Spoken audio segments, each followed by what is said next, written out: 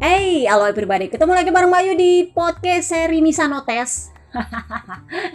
Ini sebenarnya gue agak-agak kurang mood buat podcast, tapi setelah gue pikir-pikir, oh buset, ini sudah hari Sabtu men, minggu depan kita sudah Indian GP. Jadi karena kemarin banyak yang gue lupa, gue nggak tahu ini bakal pendek atau bakal panjang. Pokoknya gue cop-cop aja lah ya. Lu bosan denger ya udah matiin, kalau lu mau denger ya denger, dan kalau lu denger berisik di belakang itu artinya ini lagi malam minggu. Oke, pertama-tama gue mau ucapkan selamat buat Jack Miller. Akhirnya setelah menurut gue sih dia agak kurang konsentrasi selama 2 minggu terakhir, karena memang istrinya itu lagi pulang kampung ke Australia buat melahirkan, dan kemarin akhirnya lahirlah putri mereka dengan nama Pip Florence Miller. Jadi kita panggilnya Papa Pip. Jadi selamat datang Jack Miller ke klub papa-papa mudanya MotoGP. Bebe Vale udah papa tua soalnya.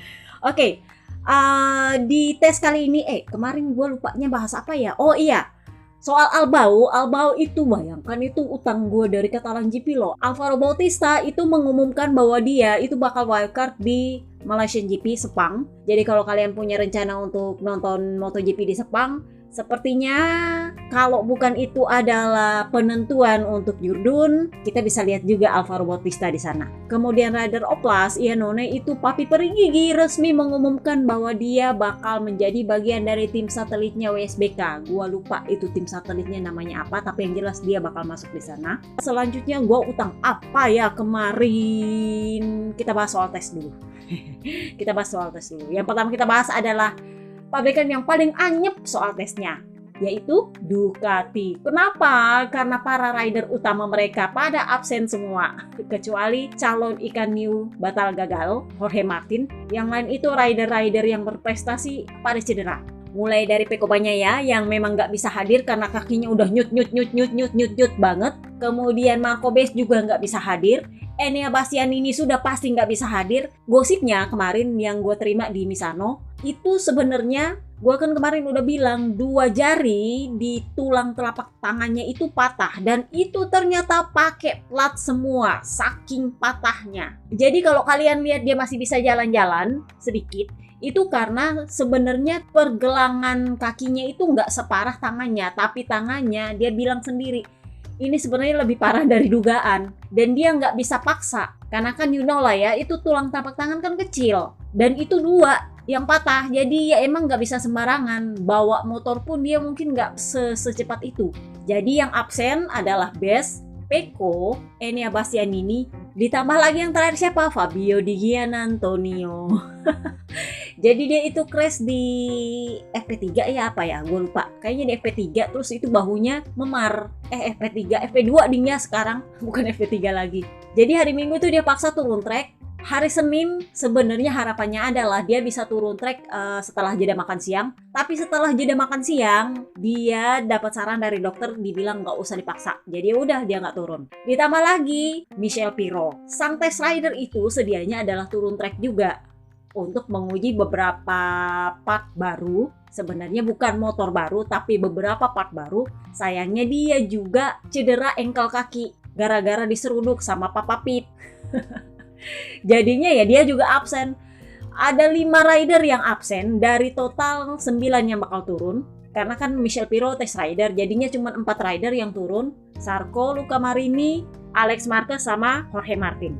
Mereka mau uji apa aja? Totally sih sebenarnya nggak ada yang baru.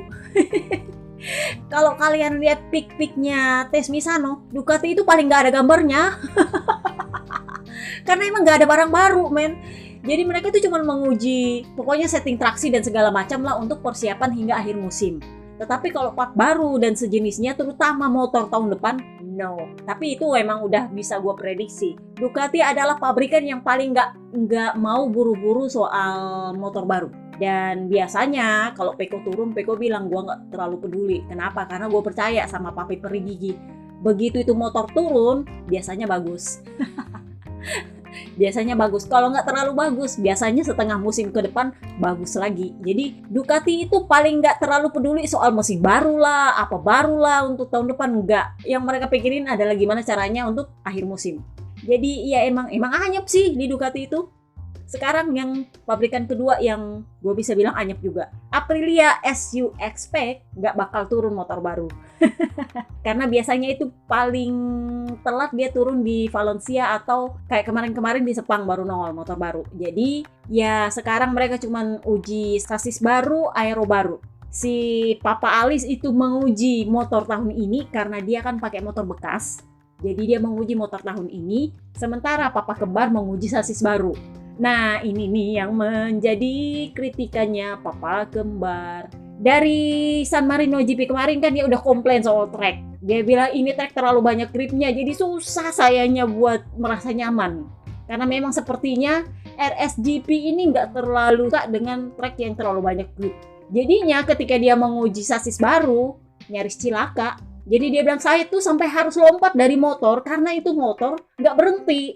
Sasis baru yang dia coba itu memang sedikit berbeda dari sasis lama, lebih lembut, lebih lembem. Gimana sih lembem tuh? Lebih lentur.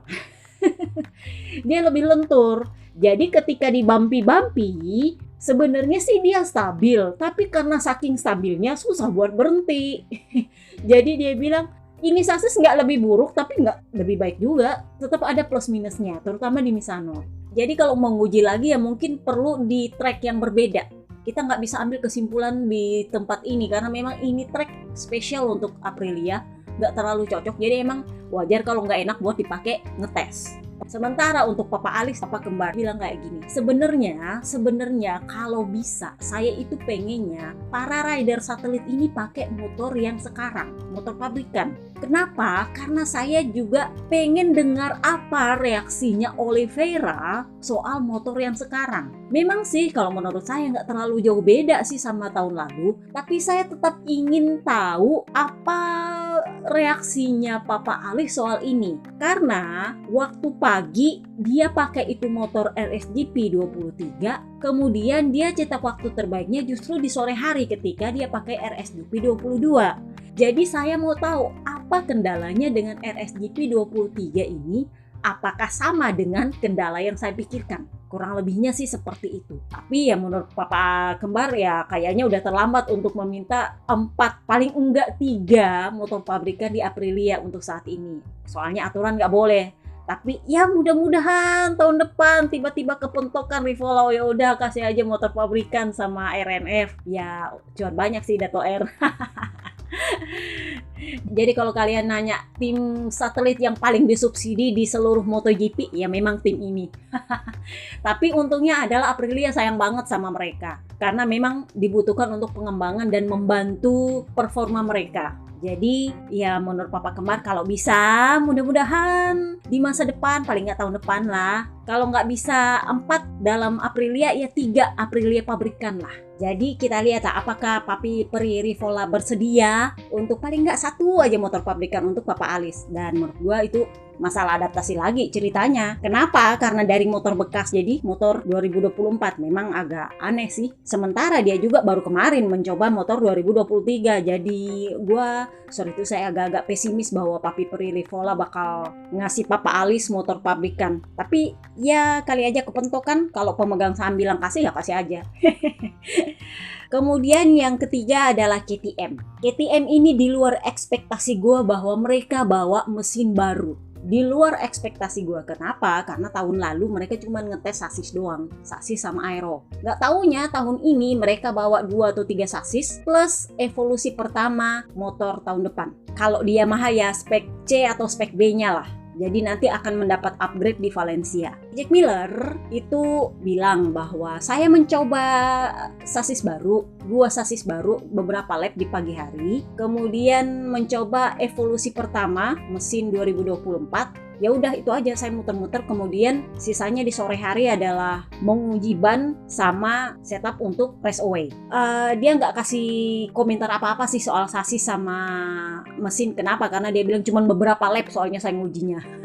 Lebih banyak dipakai sama Brad Binder, pangeran KTM satu itu.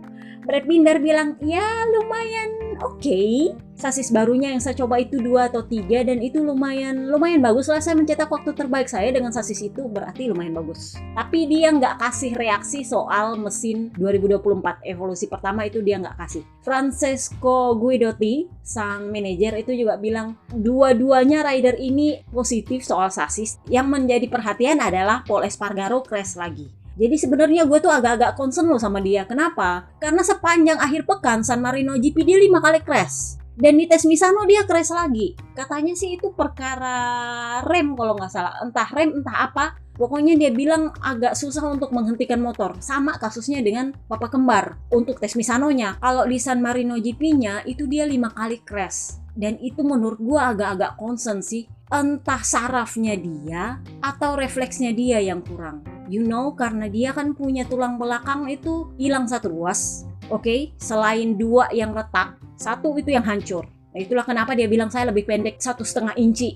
Jadi, gua nggak tahu apakah refleksnya yang berubah karena memang track ini agak-agak fisikal. Bahkan Tuan Putri Marc Marquez pun mengeluh soal fisik. Jadi kalau Marc Marquez aja mengeluhkan soal fisiknya di sprint race kemarin, maka kalau menurut gua wajar Pol Espargaro agak setengah mati di sini. Karena dia kan you know lah habis cedera besar. Sementara rider lain sekelas Marc Marquez aja bilang, saya udah capek bawa itu motor. Itu di sprint race yang cuma 13 lap. Dia bilangnya capek. Makanya waktu di balapan minggu dia bilang saya sih sebenarnya nggak ekspektasi lebih karena ini adalah track yang sangat fisikal dan amat sangat sulit untuk mempush sepanjang balapan. Jadi mungkin saya akan menghemat dulu sampai di sekitar akhir balapan baru saya mempush lagi. Jadi kalau kalian berpikir siapa yang kemungkinan akan didepak demi Pedro Acosta, kalau gua rasa sih semoga gua salah, itu adalah Pol Espargaro. Kita lihat nanti di race away ketika cuaca nggak bisa diprediksi, kadang hujan, kadang dingin, kadang panas, nggak jelas gitu kan. Kita lihat akan setahan apa fisiknya. Karena menurut gua sumsum tulang belakang itu adalah refleks. Itulah yang menyebabkan dia menurut gue terlalu dipaksa di Misano karena itu adalah track yang fisikal dan akhirnya dia agak kekurangan refleks. Tapi semoga gue salah. Nah, yang selanjutnya kita bahas adalah Yamaha. Ini bakal agak panjang. Paling panjang nanti Honda. Yamaha dulu lah ya.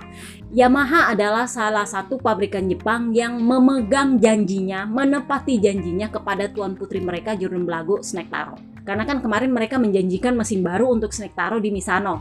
Bom, itu muncul mesin baru, bukan cuma sasis tok kayak Honda. Gua ngerti kenapa tuan putrinya kecewa yang satu itu. Karena dijanjiin mesin yang turun cuma sasis tok. Jadi kemarin itu Snake Taro menguji mesin baru, sasis baru, aero baru, sama swing arm baru. Jadi semua yang dia uji, dia bilang nggak ada yang bagus. Yang bagus itu cuma swing armnya, yang ada aeronya di bawah, mengikuti Aprilia punya aero. Gue mau bilang apa itu ya? Ntar gue cari sebutannya. Intinya adalah ada aero di swing armnya, dan dia merasa itu yang bagus dibanding semua yang dia uji. Sasis pun nggak memuaskan dia. Jadi dia bilang, terus terang saya kecewa sama Yamaha. Dari semua sekian banyak ini yang bawa, yang bikin senang saya itu cuma swing armnya. Hal senada dibilang oleh Franco Morbidelli. Cuman Franco Morbidelli nggak juga cocok sama swing armnya. Jadi dia bilang, setelah saya muter-muter, ini Morbi yang bilang, kalau saya pikir saya lebih nyaman dan lebih cepat dengan setting lama. Jadi intinya adalah saya nggak akan pakai semua part baru yang saya uji hari ini. Saya akan kembali ke paket lama saya, ke paket dasar saya yang tanpa apa-apa. Ya memang saya mengerti bahwa kalau saya nggak pakai part baru, maka akan kecil kemungkinan saya akan mengalami peningkatan. Kenapa? Karena saya masih pakai motor yang lama, paket lama. Saya nggak pakai part baru. Jadi kalau mau mengharapkan peningkatan dari motor paket lama agak sulit. Tapi faktanya adalah saya lebih nyaman pakai itu dibanding pakai part-part baru ini. Sementara Snake Taro bilang nggak ada yang bagus. Cuma swing armnya yang memberikan sensasi yang paling bagus di antara semua part itu. Nah, ini yang dia bahas soal mesin 2024 karena Morbidelli kan karena mau pindah jadinya dia nggak dibolehkan menguji mesin 2024. Jadi Morbi bilang kalau kalian mau tanya mesin 2024 jangan tanya saya cuma lihat tapi saya nggak coba. Kalian salah orang kalau mau nanya saya. Jadi ditanyalah sama tuan putri Yamaha. Jadi dia bilang tahun lalu saya juga menguji mesin baru di Misano. Tetapi kalian bisa lihat bedanya saya reaksi sekarang dengan reaksi saya tahun lalu. Kalau tahun lalu kalian bisa lihat saya mengakhiri tes dengan tersenyum. Kenapa? Karena saya bisa merasakan perbedaan power di antara mesin baru dengan mesin lama. Sementara sekarang, sorry to say, saya bilang mirip-mirip, nggak ada bedanya. Mampuslah Yamaha. Ini sebenarnya naga-naganya adalah dia bakal hengkang. Kenapa? Karena dia nggak puas sama mesin baru. Tetapi akhirnya dia sedikit, kalau bisa dalam tanda kutip, tahu diri. Jadi dia bilang kayak gini, saya sebenarnya harus jujur bahwa saya kurang puas dengan mesin baru ini. Tetapi saya juga mengingat bahwa Yamaha mau mempercayai saya yang bukan siapa-siapa dari Moto2 untuk meraih karir saya di MotoGP. Dulu saya memang arogan. Saya sangat arogan. Saya semestinya tidak bersikap seperti itu. Makanya gue bilang dia belagu karena dia memang arogan. Dulu saya arogan dan sekarang saya berpikir saya tidak seharusnya seperti itu dan saya harus tetap bersama Yamaha menjalani masa-masa sulit ini. Kenapa? Karena mereka memilih mempercayai saya yang bukan siapa-siapa dari Moto2 untuk berkarir bersama mereka. Nah, yang menjadi bumerang adalah lanjutannya. Dia bilang apa? Saya rasa Yamaha itu perlu meniru caranya Ducati. Jadi kalau kalian lihat kan Ducati ini punya 8 rider. Nah, tahta tertinggi mereka itu adalah rider tim pabrikan. Jadi kalau lu cuma di Pramac itu bukan suatu kepuasan meskipun lu bakal dapat motor pabrikan. Itulah kenapa Marco Bes itu menolak pindah ke Pramac. Dia bilang mending saya tetap ada di Muni VR46 dan kalau mau lompat sekalian saya lompat ke tim pabrikan. Kenapa? Karena tim pabrikan adalah tahta tertinggi di pabrikan Ducati. Dan jelas tidak akan menyingkirkan Pecco. Pecco itu adalah BA-nya Ducati, ikannya Ducati, kesayangannya Ducati. Dia memang nggak menentukan line up rider, tapi kalau ditanya dan dia boleh, dia akan jawab. Jadi untuk menjadi teammate dia itu adalah impian setiap rider di Ducati. Jadi semua rider di pabrikan Ducati di luar tim pabrikan itu bakal senggol bacok demi mendapatkan tahta si tim pabrikan. Jadi teammate-nya Pecco Bagnaia. Cuma satu yang bakal diperebutkan yaitu seatnya Enea Bastianini. Lu bakal sulit mendepak Pecco Bagnaia yang sekarang karena dia punya titel Jurdun di situ dan itulah yang menyebabkan Ducati itu sayang banget sama dia. Jadi kalau lu mau saingan, satu-satunya yang bisa didepak cuman Enea Bastianini yang perpanjangannya juga cuma 1 tahun. Jadi semua rider adu cepat, adu prestasi, nggak adu bacot untungnya untuk mendapatkan seat itu. Jadi mereka itu kelihatan banget persaingannya. Nah ini yang membuat pabrikan ini secara tidak langsung kompetitif dengan sendirinya. Karena semua rider gimana caranya, karena kan gini Papi Perigi bilang saya memberikan yang terbaik untuk semua rider saya.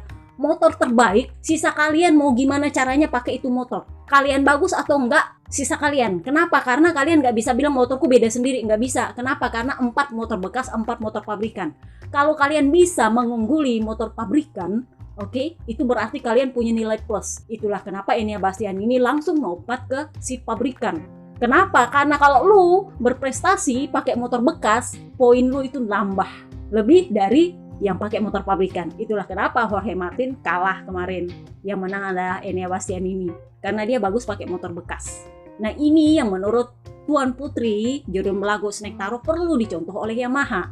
Jadi dia bilang kalau saya ingat-ingat masa jaya terakhirnya tim satelit Yamaha itu adalah tahun 2020-an ketika saya dan Frankie itu masih di sana.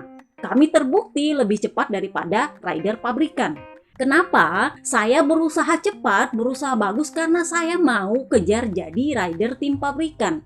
Itulah juga yang terjadi dengan Frankie Morbidelli. Tetapi begitu saya pindah ke tim pabrikan, sudah nggak ada gunanya. Kenapa? Karena yang ganti dia adalah Bebe Vale. Begitu Morbidelli absen gara-gara cedera, yang ganti dia adalah Dovi. Rider tua-tua semua. Nah ini yang dia kritik. Merekrut Dovi dan Valentino sebagai rider di tim satelit bukanlah langkah yang tepat. Kenapa? Karena satelit itu membutuhkan rider muda yang lapar untuk menjadi rider tim pabrikan yang bisa melaju cepat karena mereka pengen promosi cepat.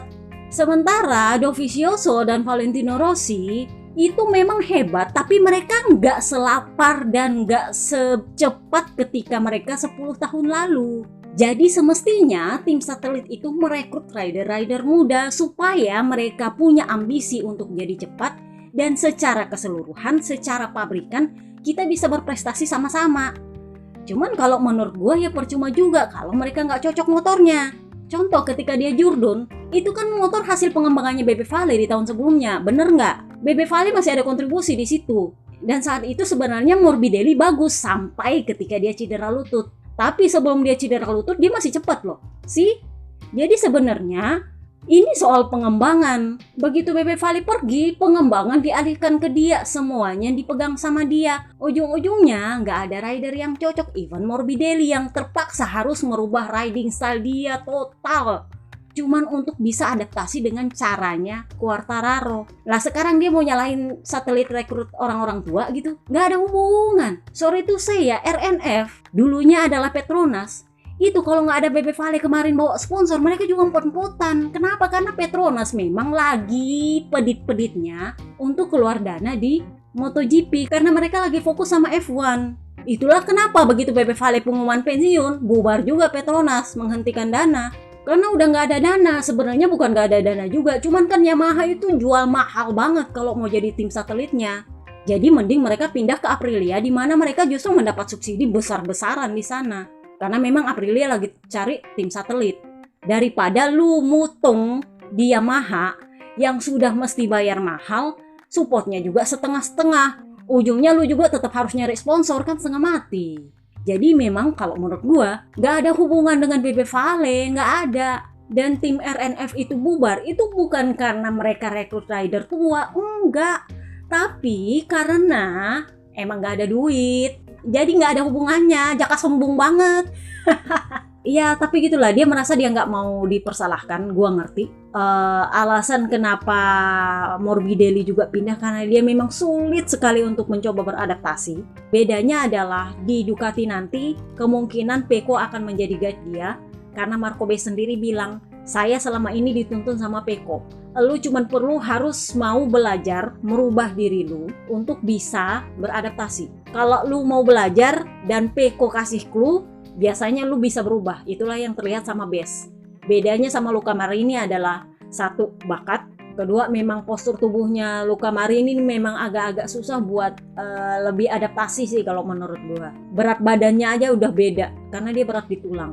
Jadi memang Marco Bes itu diwawancara kemarin, kenapa kamu lebih memilih tetap tinggal di Muni VR46 daripada bergabung di Pramac. Jadi dia bilang, saya itu orang yang unik, saya itu punya karakter sendiri yang kalau orang masih baru itu belum tentu senang.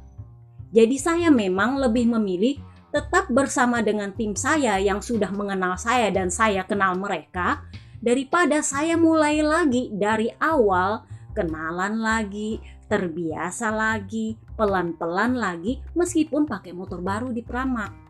Karena artinya saya harus mengenal sifat mereka, bagaimana berinteraksi dengan mereka. Sementara kalau saya dengan tim lama saya, mereka sudah tahu saya gimana model. Karena dia kan agak-agak pecicilan, namanya juga anak-anak, masih anak-anak sih kalau menurut gua. Pecicilannya minta ampun gitu. Jadi itu belum tentu orang senang. Kenapa? Karena Pramac ini adalah tim yang rata-rata orang dewasa di dalamnya. Bukan yang kayak anak-anak macam Bes yang klutuk sana sini gitu, nggak bisa. Jadi dia bilang saya lebih nyaman dengan tim saya. Kalaupun misalnya saya dapat promosi, saya mending sekalian naik ke tim pabrikan menjadi teammate-nya Pecco Bagnaia. Itu sih gampang ngomongnya, tapi saya tahu susah. Kenapa? Karena saya harus bersaing dengan para rider tim satelit lain di Ducati. Tetapi itu yang saya tuju, bukan ke tim Pramac. Jadi dia sendiri bilang pengaruhnya Valentino Rossi ke saya itu sangat besar. Kenapa? Karena bagi saya dia adalah guru yang gak cuma ngomong, ada praktiknya. Dan dia ngerti, saya ngomong apa dia ngerti. Itulah kenapa saya betah di tim ini. Karena saya gampang komunikasinya. Tanpa saya harus menjadi dewasa, harus jadi formal dan segan-segan, sungkan-sungkan, enggak. Karena kami terbiasa satu dengan yang lain. Di sisi lain juga, keuntungan pakai motor bekas adalah saya punya guidance dari Pecco Bagnaia. Kenapa? Karena kan Pecco yang bekas pakai ini motor. Jadi dia pasti tahu caranya, kira-kira beloknya gimana, mesinnya gimana, riding style gimana. Nah, selama ini memang Peko yang memberikan saya guidance untuk pakai motor bekas gue tuh caranya kayak gini loh. Itulah kenapa dia bagus di motor bekas. Jadi dia bilang, itulah keuntungannya saya kalau tetap di Muni. Kalau saya pindah ke Pramac, udah saya segan-seganan, sudah saya nggak terbiasa, sudah saya mulai dari awal, lalu saya kaget dengan motor pabrikan juga, harus adaptasi, dan tentu bebannya beda. Kalau memang mau bebannya beda begitu, mending sekalian aja ke tim pabrikan. Bener? Ya bener juga sih, dia bilang. Jadi dia ngaku bahwa dia itu memang unik. Jadi sempat ada yang bilang dia ini kayak Marco Simoncelli mendiang. Dia bilang, ya mungkin sih kurang lebihnya, tapi saya tahu saya bukan Marco. Saya punya keunikan saya sendiri dan saya sangat menghormati Marco Simoncelli. Tetapi ya memang saya punya vibe yang mirip-mirip sama Marco Simoncelli, tetapi saya bukan Marco Simoncelli karena saya sendiri juga punya karakter sendiri. Pecicilannya beda, tapi memang pecicilan. Mirip-mirip lah dengan Jackass. Kalau sama Marco, dia tahu ceplos-ceplosnya sama siapa, dia pilih-pilih. Kalau dia ceplos-ceplos paling ya sama Peko, sama teman-teman VR46-nya. Tapi kalau dia mau ceplos-ceplos ke rider lain, no. Dia hati-hati. Beda sama Jackass. Kalau ngomong ya ngomong aja, bodo amat. Nah, kita bahas soal Jack Miller. Jadi Jack Miller itu kemarin bilang gini, karena kan dia itu dikritik gara-gara pembanding dengan Dani Pedrosa. Jadi ibarat kata, lu Dani Pedrosa aja bagus gitu, padahal cuma test rider, lu udah rider tetap, lama banget adaptasinya. KTM memaklumi bahwa dia memang kurang konsentrasi karena istrinya mau melahirkan. Somehow kita juga ngerti. Jadi dia bilang, saya ini memang orangnya pendiam. Gue bingung pendiam, padahal ceplos-ceplos pendiam coba. Tapi saya gimana caranya adalah punya hubungan baik dengan orang tanpa saya perlu berpalsu ria. Kenapa? Karena saya nggak harus menyombongkan diri. Saya ingat bahwa orang tua saya itu berjuang mati-matian supaya saya bisa balapan di Eropa. Dan saya mulainya dari Spanyol, mengut ban bekas di sirkuit buat latihan. Jadi untuk saya sampai di sini itu saya sangat bersyukur, dan itu yang saya syukuri ketika orang mengkritik saya, itu yang kembali saya ingat. Saya sudah berjuang untuk di titik ini. Dan orang-orang yang mengkritik di luar sana, mereka nggak tahu betapa susah payahnya saya berjuang. Karena saya non-Eropa. Non-Eropa itu memang susah buat bisa bertanding di MotoGP. Jadi dia bilang, saya itu aja yang saya ingat. Bagaimana saya untuk ada di titik ini, itu yang saya syukuri. Ketika orang lain mengkritik soal Dani Pedrosa lah, apalah itulah, itu yang saya ingat. Sementara orang-orang masa kini, rider zaman now, itu lebih melihat kelebihan di tempat lain dibandingkan bersyukur dengan apa adanya dia. Bagaimana dia bisa ada di titik ini. Jadi saya itu lebih suka bersyukur, gak gampang berada di titik ini. Jadi gak usah ngeluh-ngeluh. Kenapa? Karena lu udah capek-capek sampai di sini. Jadi gak usah ngeluh-ngeluh, kerja aja. Itulah kenapa saya selalu punya hubungan baik dengan rekan setim saya. Kenapa? Karena meskipun dia adalah musuh pertama yang harus elu kalahkan di pedok, dia juga akan ada ketika lu susah, sama seperti elu ada ketika dia susah. Karena kalian teammate. Meskipun memang dia akan menjadi orang pertama yang lu harus kalahkan. Tapi gue gak terganggu sama itu. Itulah kenapa dia sama teammate-nya itu gak ada yang saling kritik. Sama Peko juga dia gak ada saling kritik. Sama Binder gak ada. Meskipun mungkin dia gak terlalu sedekat ke Peko, tapi gak ada saling kritik. Dan dia gak merasa perlu iri sama Binder. Jadi dia bilang, gue kerja aja. Kenapa? Karena gue sampai di titik ini tuh gak gampang. Karena gue dari Australia jauh-jauh, men. Lu kira gampang tuh sampai di titik ini, jadi gue bersyukur aja. Jadi nggak perlu ngeluh-ngeluh lihat motor lain lebih cepat, motor lain lebih bagus. Mending syukuri aja lu masih kerja di sini. Jadi dia bilang, ya saya melihat bahwa setelah perpanjangan ini saya masih bisa membalap 2 tahun lagi, paling enggak sebelum saya pensiun. Karena dia udah punya anak, dia mulai mikir. Rider tuh kalau punya anak udah mulai mikir antara masa depan sudah pasti atau enggak, bakal tetap berkarir atau kalau enggak gue jaga, gue tetap hidup supaya anak gue bisa gue lihat gimana tumbuh besarnya. Itu resiko jadi pembalap. Gue masih bisa lihat anak gue besar nggak? So kita pindah ke Honda. Nah ini bakal lama nih. Dramanya panjang banget. Jadi ekspektasinya Tuan Putri Jordan Drakor yang jadi Jordan Chopper itu adalah dia bakal menguji mesin 2024. Kenapa? Karena bahasanya Honda adalah mereka akan bawa motor 2024 ke Misano. Yang datang apa? Ternyata cuman sasisnya sama aeronya. Aero sih sebenarnya kalau menurut gue itu bakal dipakai untuk akhir musim.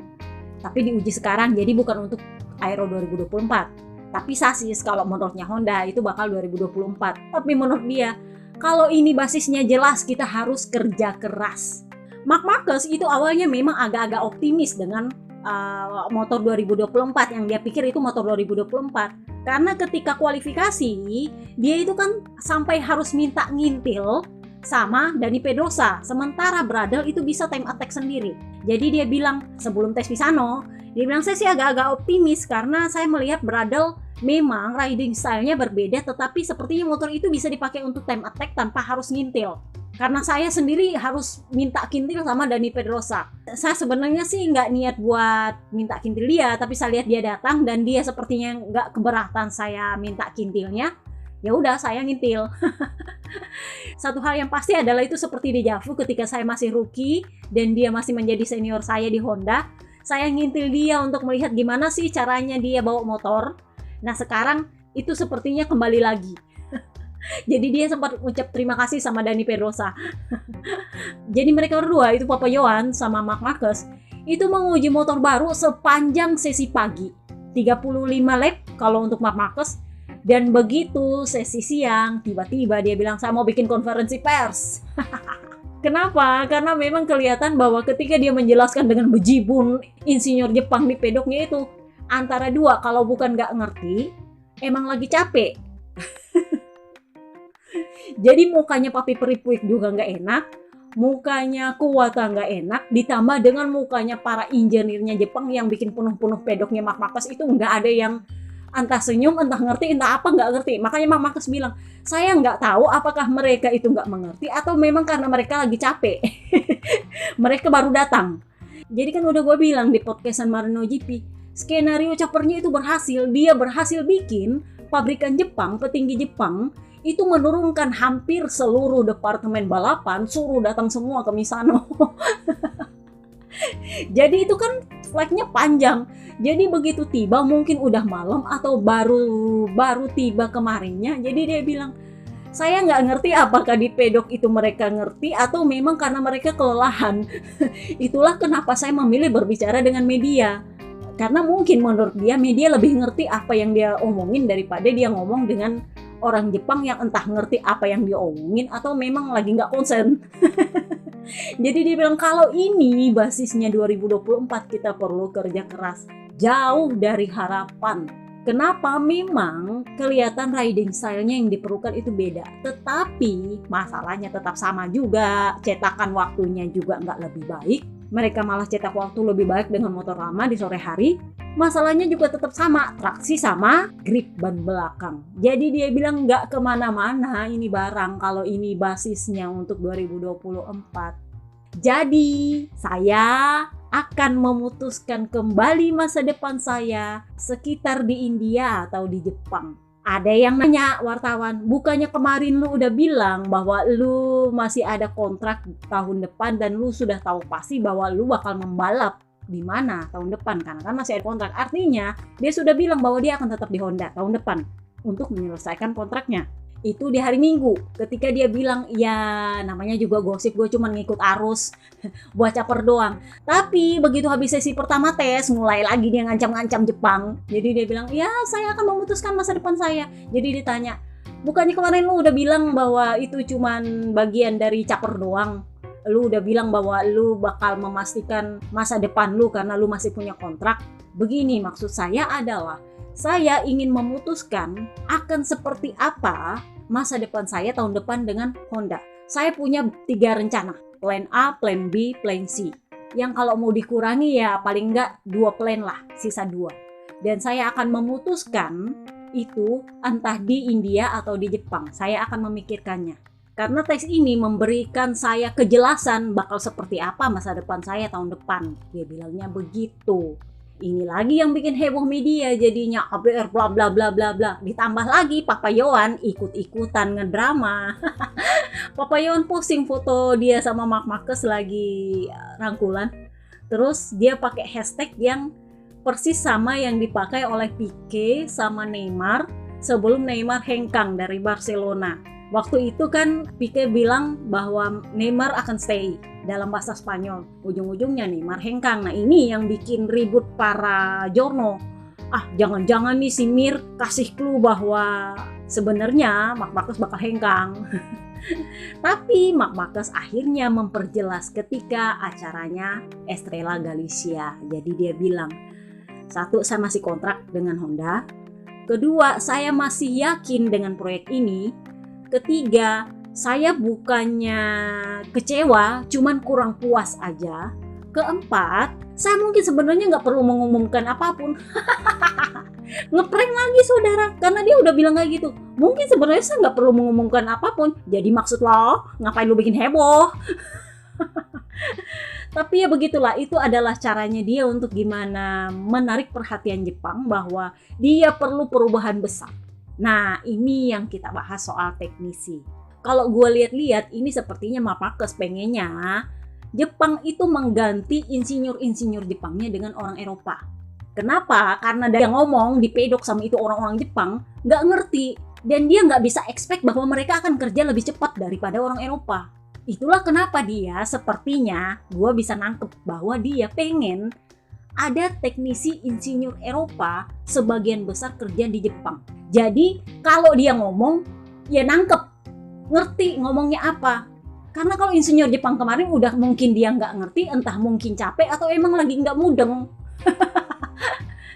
Jadi kemarin gue bilang, rider-rider yang punya bakat pengembangan itu perlu bahasa komunikasi yang baik. Kalau lu terlalu merasa lu di atas, lu ngomong aja, masih ingat Marc Marquez bilang, saya cuma memberi masukan, sisanya terserah insinyur. Masih ingat? Gue lupa gimana dia ngomong. Kayaknya sih di tes Portimao kemarin dia ngomong, atau di tes Catalan, gue lupa. Kayaknya di tes Portimao. Jadi dia bilang, saya cuma ngomong, memberikan masukan, sisanya terserah insinyur. Ini yang beda dengan Bebe Vale, dengan Dani Pedrosa. Mereka memberikan komunikasi yang dimengerti oleh teknisinya. Jadi mereka menempatkan posisi mereka bahwa kalau gue ngomong cara gue, belum tentu teknisi ini, insinyur ini ngerti gue ngomong apa. Jadi gue ngomong dengan cara yang teknisi bisa ngerti. Entah itu pakai bahasa isyarat kek, pakai apa kek, atau kalau Bebe Vale biasanya dia detail, makanya dia dibilang the doctor. Karena dia detail banget kalau ngasih masukan. Detail entah partnya kek, apanya kek, dia detail, makanya dia dibilang the doctor. Dia ngerti apa yang salah dengan motor cuma dari feelingnya. Dani Pedrosa itu karena komunikasinya memang bagus dengan teknisi. Itulah kenapa Jorge Lorenzo, rider pensiun artis itu bilang, kehilangan Pedrosa dari Honda itu adalah kerugiannya Honda. Kenapa? Karena Dani Pedrosa itu bisa mengkomunikasikan apa yang salah dengan motornya itu dengan baik, yang dimengerti oleh para teknisi, dengan cara yang dimengerti oleh para teknisi. Ini ilmu komunikasi. Sementara para jurdun-jurdun ini, entah Quartararo, entah Marc Marquez, bahkan Jorge Lorenzo, itu kurang detail kalau menjelaskan dengan teknisi. Malah mereka bilang, lihat aja datanya. Jadi memang agak susah sih. Itu memang ilmu komunikasi. Ditambah lagi dengan kalau di Jepang itu kan kendala bahasa. Oke? Jadi memang kemarin Marc Marquez itu gedeknya itu karena dia ngomong, terus mukanya orang Jepang tuh ya you know lah ya, gue gak bermaksud rasis, tapi memang lu gak bisa melihat ekspresi mereka itu, apakah mereka senang, apakah mereka ngerti, apakah emang gak mudeng. Itu makanya dia bilang saya lebih memilih bicara sama Jorno. Kenapa? Karena Jorno lebih memberikan reaksi yang menurut dia lebih nangkep daripada dia ngomong sama teknisi Jepang. Jadi kalau gue nangkapnya adalah dia pengen petinggi Jepang merekrut teknisi-teknisi Eropa, terserah lu mau nyomot dari pabrikan lain kek atau mau nyomot dari mana kek, pokoknya orang Eropa untuk berada di Jepang yang bisa dia komunikasi langsung dengan Marc Marquez dan ngerti dia ngomong apa. Kenapa pabrikan-pabrikan Eropa zaman now itu berkembangnya cepat? Karena mereka nggak punya kendala komunikasi. Kalau bukan ngomong bahasa Spanyol ya bahasa Italia. Bahasa Inggris pun kadang masih kagok-kagok kalau mereka. Nah sementara Marc Marquez itu lebih enak bicara kalau pakai bahasa Spanyol bla bla bla bla bla bla. Jadi dia ngomong cuma sama Santi Hernandez. Santi Hernandez kan ngerti dia ngomong apa. Nah sementara Santi Hernandez ngomong sama teknisi Jepang juga agak-agak ngok.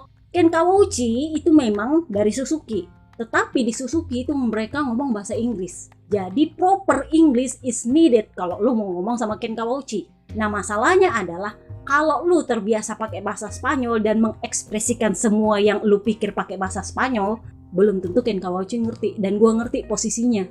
Jadi memang Marc Marquez bilang, saya butuh teknisi yang mumpuni. Jadi sempat ditanya kalau Gigi Dalinya mau nggak? Dia bilang, saya nggak ngerti posisinya Gigi Dalinya di Ducati bagaimana, tetapi pasti yang bersama dia juga adalah para teknisi.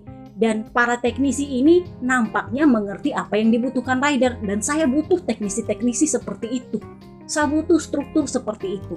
Jadi memang cara kerjanya Ducati itu beda. Tapi Peri Gigi itulah kenapa dia sangat penting dan vital di Ducati, itu karena dia ngerti apa yang dibutuhkan oleh para rider. Tanpa harus babi bu bebo, pakai bahasa isyarat lah, pakai apalah, enggak.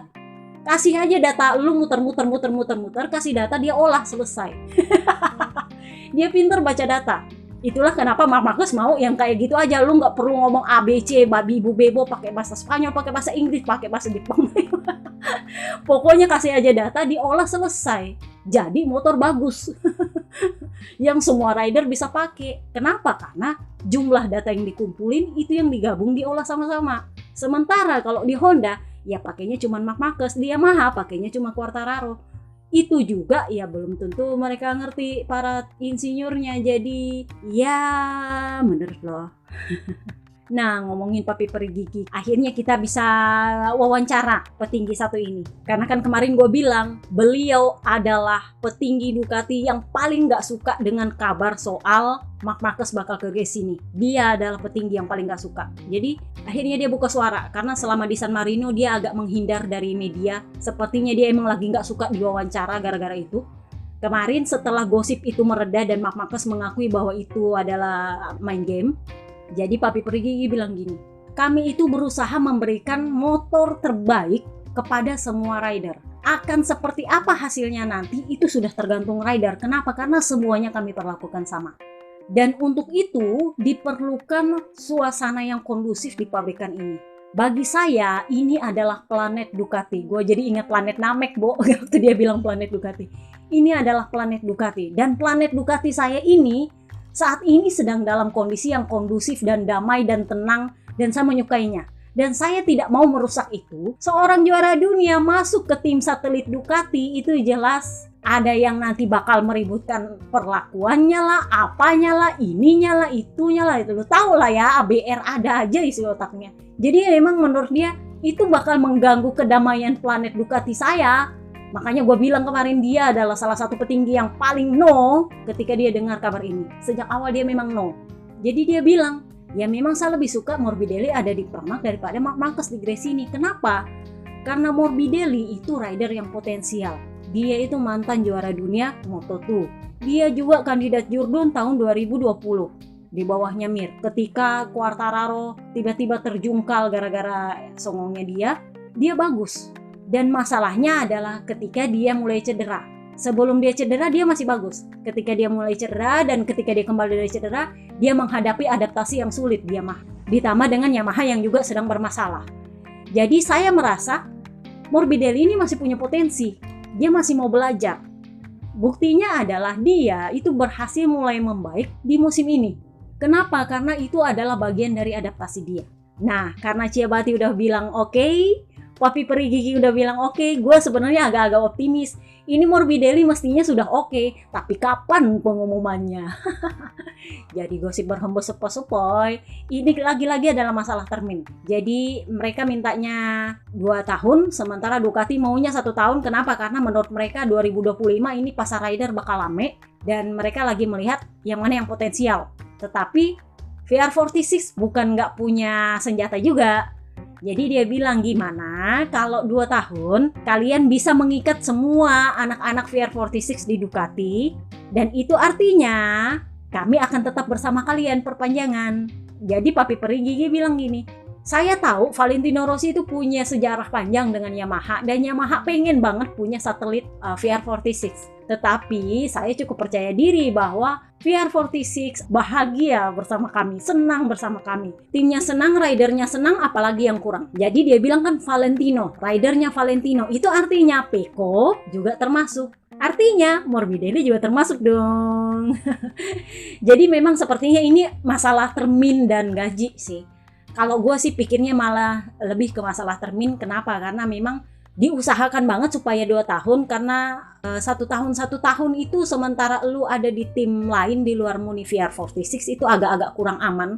Lu masih ingat Peko kemarin di Pramac, waktu masih di Pramac dia kontraknya 2 tahun loh, bukan cuma setahun.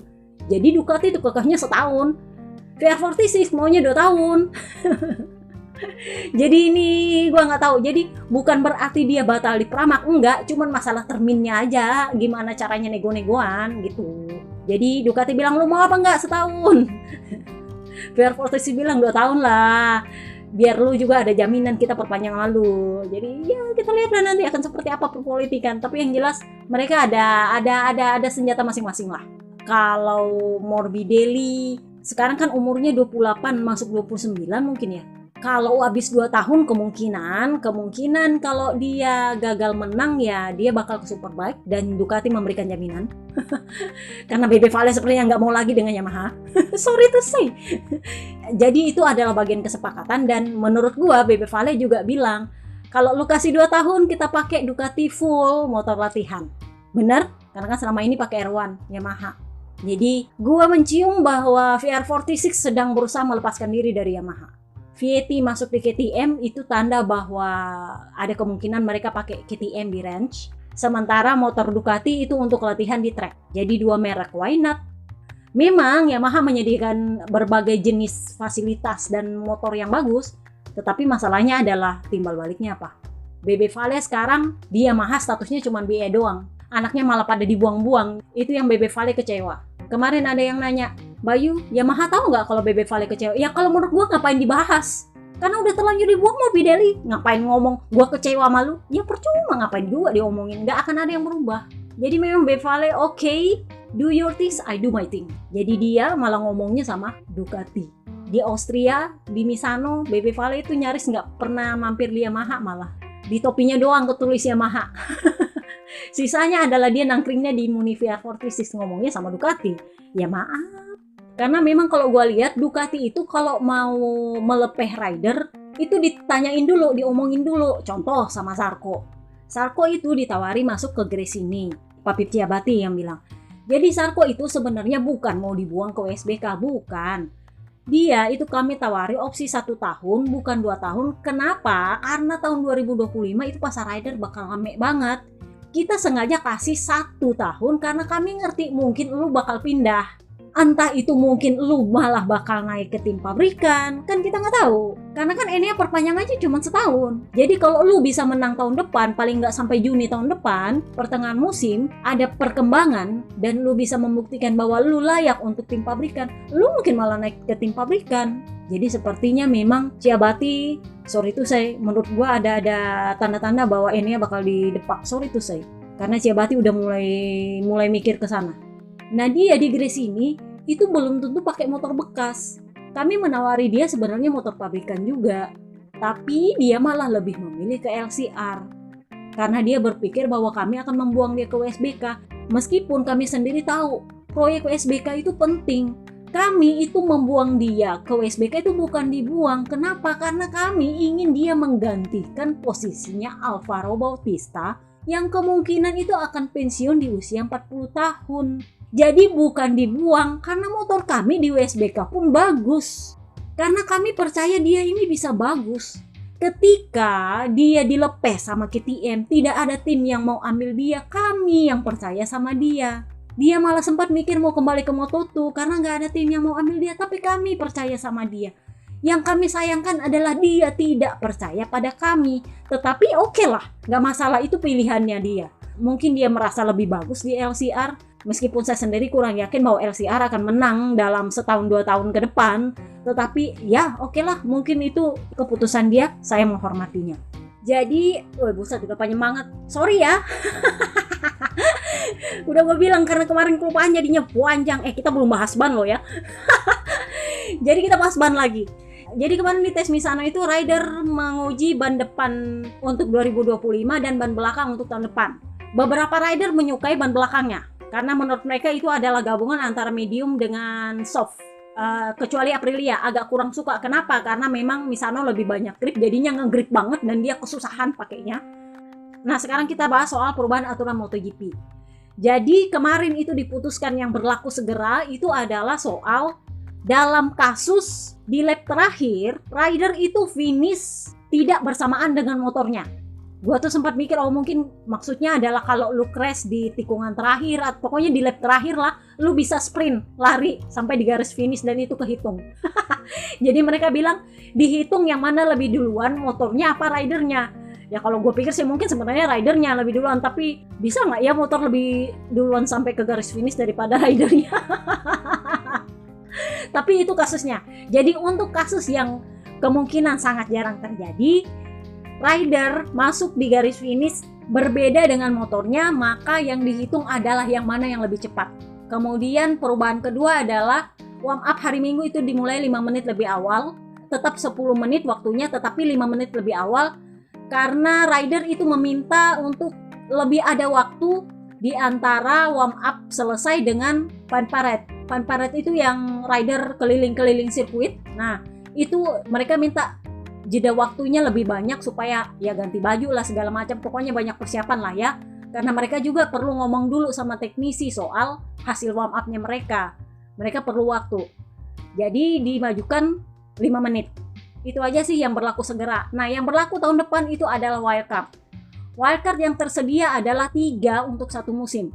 Untuk setiap rider yang dicalonkan. Khusus untuk rider tambahan, itu akan dibicarakan kemudian. Jadi kalau misalnya wildcardnya ada 2 kandidat nih. Nah, satu kandidat itu bakal cuma dapat 3. Nah, yang satu, yang notabene mungkin rider cadangan untuk kasusnya Pedro Acosta, itu akan dibicarakan lain. Sementara untuk rider yang cuma satu kandidat wildcardnya itu akan mengikuti aturan 3 wildcard per musim. Oke? Udah itu aja perubahannya. Sorry panjang banget, udah gue bilang kita bakal panjang. Dan jangan lupa kalian klik iklan di blog kalau kalian suka. Gak usah klik iklan di podcast gue karena gue juga gak yakin ini monetisasi atau enggak, karena admin akun bilang gak monetisasi.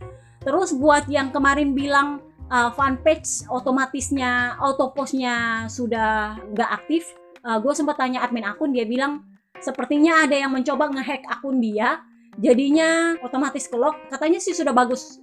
Kalau kalian lihat udah bagus, tolong kasih tahu. Kalau belum ya kasih tahu juga.